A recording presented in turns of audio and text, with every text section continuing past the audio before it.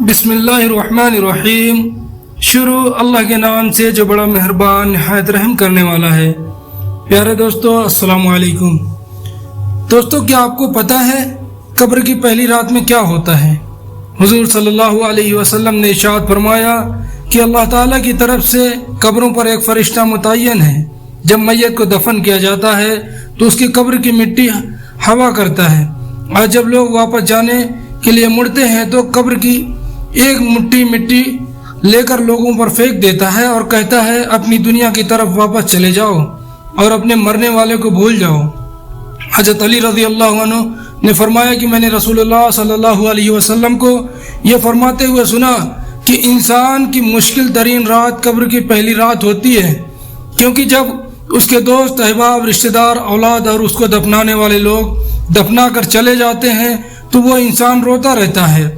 ہر ایک دوست کے پاس آتا ہے، اسے روکنے کی کوشش کرتا ہے کہ مجھے چھوڑ کر نہ جاؤ، لیکن افسوس کہ اس کی آواز کوئی نہیں سنتا۔ اپنی قبر میں ہر کوئی اکیلا رہتا ہے۔ تب ہمارا سامنا ان فرشتوں سے ہوتا ہے جو ہمارے اعمال ہوتے ہیں۔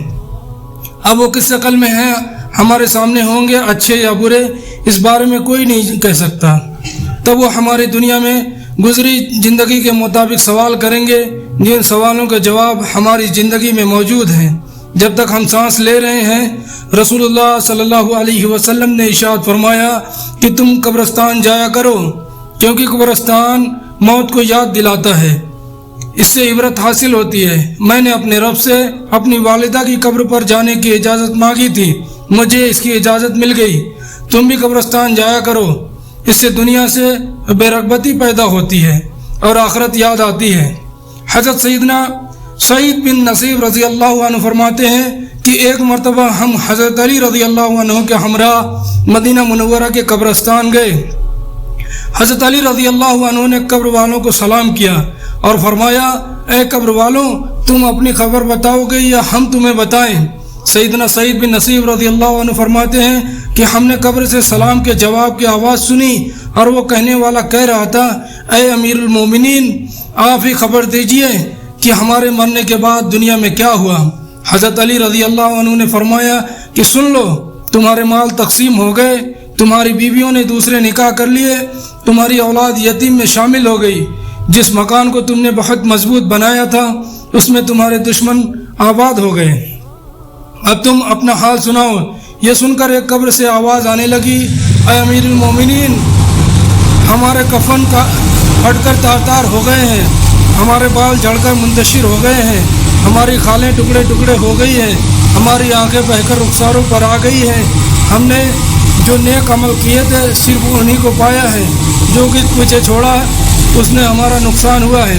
جب مردے کو قبر میں رکھا جاتا ہے تو اس کی نماز اس کے دائیں طرف آ کر کھڑی ہو جاتی ہے، روزہ بائیں طرف کھڑا ہو جاتا ہے، قرآن مجید کی تلاوت اور اللہ کا ذکر سر کی طرف کھڑا ہو جاتا ہے، اور جماعت کے ساتھ نماز پڑھنے میں جو قدم چلے پیروں کی طرف کھڑے ہو جاتے ہیں۔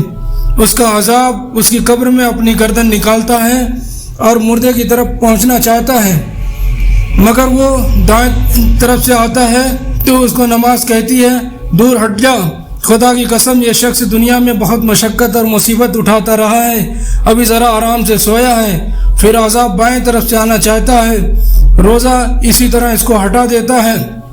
پھر وہ سر کی طرف سے آتا ہے تو تلاوت قرآن مجید، ذکر الہی اس کو روک دیتے ہیں، ادھر تیرا راستہ نہیں ہے، گرچہ وہ جس راستے سے آنا چاہتا ہے اس کو راستہ نہیں ملتا، اس واسطے کہ اللہ تعالیٰ کے اس دوست کو عبادتوں اور اپنی زندگی میں دنیا کے اندر رہ کر ہی رہائی دے دی تھی، لہٰذا وہ عذاب عاجز و کمزور ہو کر واپس چلا جاتا ہے۔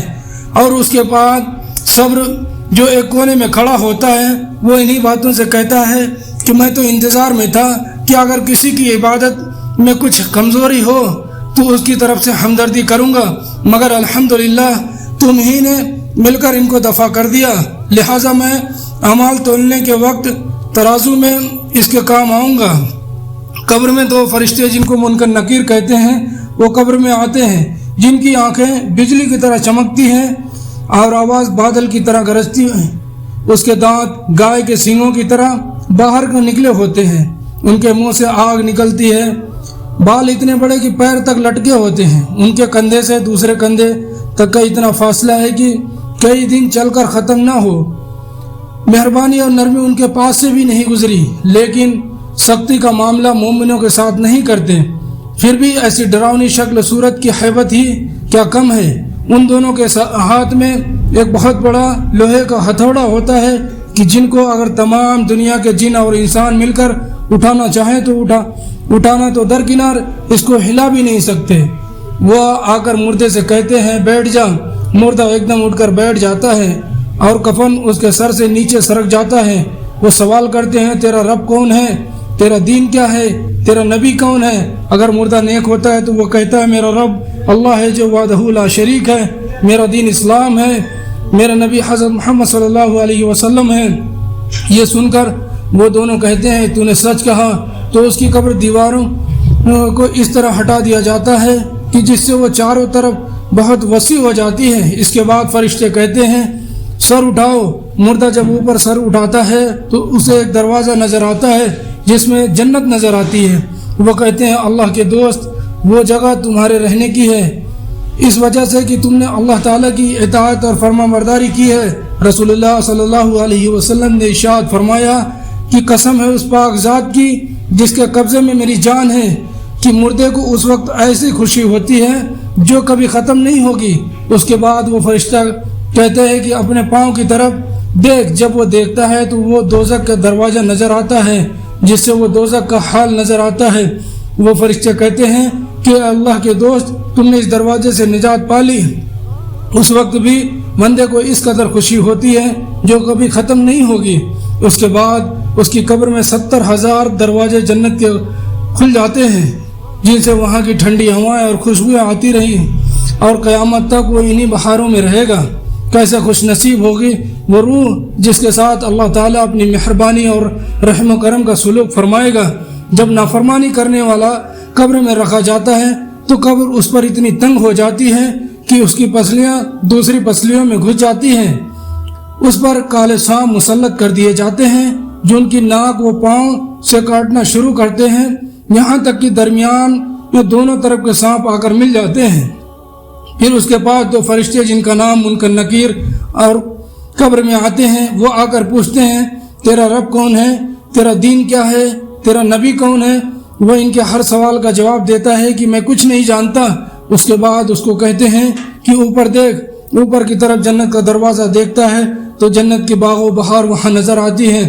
فرشتے اس نافرمان سے کہتے ہیں کہ اللہ کے دشمن نافرمان اگر دنیا میں اللہ کی اطاعت فرما برداری کرتا تو یہ تیرا ٹھکانہ ہوتا۔ رسول اللہ صلی اللہ علیہ وسلم نے ارشاد فرمایا کہ قسم اس پاک ذات کی جس کے قبضے میں میری جان ہے، اس کو اس وقت ایسی حسرت ہوتی ہے کہ اس جیسی حسرت پھر کبھی نہیں ہوگی۔ پھر دوزخ کا دروازہ کھولا جاتا ہے اور وہ فرشتے کہتے ہیں کہ اللہ کے دشمن یہ تیرا ٹھکانہ ہے، اس لیے کہ تو نے اللہ تعالیٰ کی نافرمانی کی۔ 70,000 دروازے جہنم کے اس کی قبر میں کھول دیے جاتے ہیں جن سے قیامت تک گرم ہوائیں اور دھواں وغیرہ اس کو آتا رہے گا۔ اللہ تعالیٰ ہم سب کو قبر کے عذاب سے بچائے۔